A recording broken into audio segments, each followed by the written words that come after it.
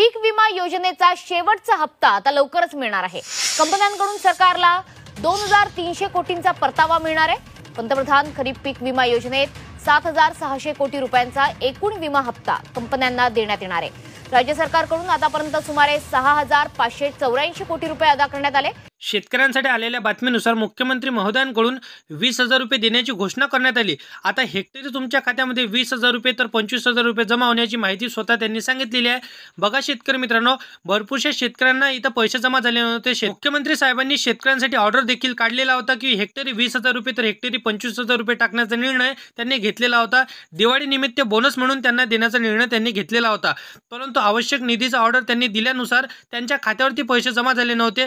तर भरपूरशा शेतकऱ्यांना अजूनपर्यंत पैसे जमा झाले नाही। तर त्या संदर्भातील महत्त्वाचा अपडेट आता मंत्रिमंडळाच्या बैठकीमध्ये शेतकऱ्यांसाठी मुख्यमंत्री साहेबांनी सांगितलं।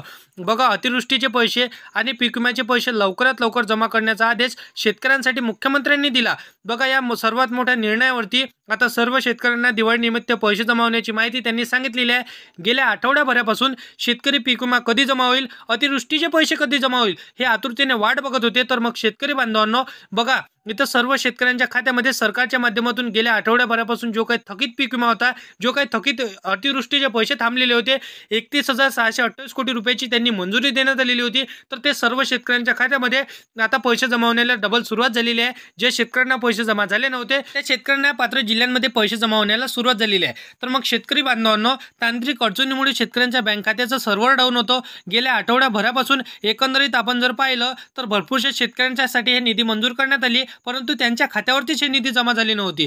आता मुख्यमंत्री साहेबांनी हेक्टरी 20,000 रुपये देण्याची मंजुरी त्यांनी दिलेली होती, अतिवृष्टीची 20,000 रुपये। तर अशा प्रकारे त्यांनी सांगितलेलं होतं। आता आपल्या राज्याचे कृषी मंत्री दत्तात्रय भरणे यांनी अधिकाऱ्यांना सांगितलं आणि अधिकाऱ्यांची ज्या काही जबाबदाऱ्या आहे त्या पार पाडण्याचा निर्णय त्यांनी घ्यायला लावला। आता भरपूरशा शेतकऱ्यांच्या संदर्भातील हे बँकांना निधी त्यांनी उपलब्ध करून दिला। 31,628 कोटी रुपयाची निधी हे बँकांना देऊन टाकली। आता बँकेतर्फे भरपूरशा काही तांत्रिक अडचणी निर्माण झाल्या, तर त्या अडचणीच्या माध्यमातून भरपूरशा शेतकऱ्यांना पैसे जमा झाले नव्हते।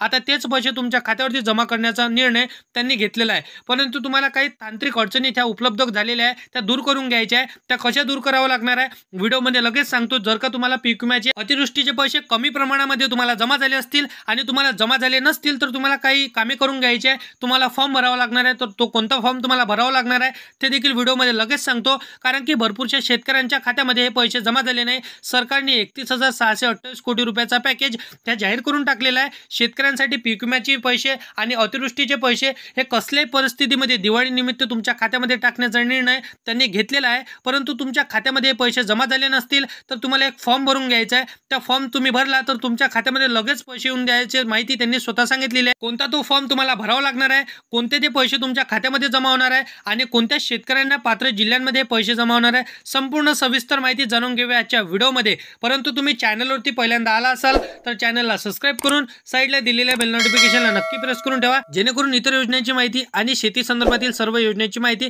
सर्वात आधी तुम्हाला भेटत राहणार। बघा, 2022 पासून तर 24 पर्यंतचा जो काही थांबलेला आणि रखडलेला थकीत पीक विमा होता तो देखील तुमच्या खात्यामध्ये 10 ते 20,000 रुपये टाकण्याचा निर्णय त्यांनी घेतलेला आहे, परंतु भरपूरशा शेतकऱ्यांचा एक फॉर्म त्यांनी भरायचा बाकी राहिलेला आहे, म्हणून त्यांच्या खात्यावरती पैसे जमा झाले नाही आणि भरपूरशा बँकेचं सर्व्हर डाऊन होतं। भरपूरशा बँकेच्या तांत्रिक अडचणी इथं निर्माण झालेल्या होत्या, त्या माध्यमातून तुमच्या खात्यामध्ये पैसे जमा झाले नव्हते। आता सर्व शेतकऱ्यांसाठी आनंदाची बातमी त्यांनी दिलेली आहे। एक फॉर्म जर तुम्ही भरला तर तुमच्या खात्यामध्ये पैसे जमा होण्याची माहिती त्यांनी सांगितलेली आहे। बघा शेतकरी मित्रांनो, मुख्यमंत्री महोदयांनी आता डीबीटीची बटन दाबलेली आहे। सर्व शेतकऱ्यांना हेक्टरी प्रमाणे 20,000 रुपये, काही शेतकऱ्यांना जवळपास इथं 50,000 रुपये, 20,000 रुपये, 22,000 रुपये तर 30,000 रुपयेपर्यंत तुमच्या खात्यावरती पैसे जमा होण्याची माहिती त्यांनी सांगितलेली आहे। परंतु तुम्ही जर का हा फॉर्म भरला तर तुमच्या खात्यावरती पैसे जमा होण्याची माहिती त्यांनी सांगितली, परंतु भरपूरशा शेतकऱ्यांनी फार्मर आयडी काढलेली नाही।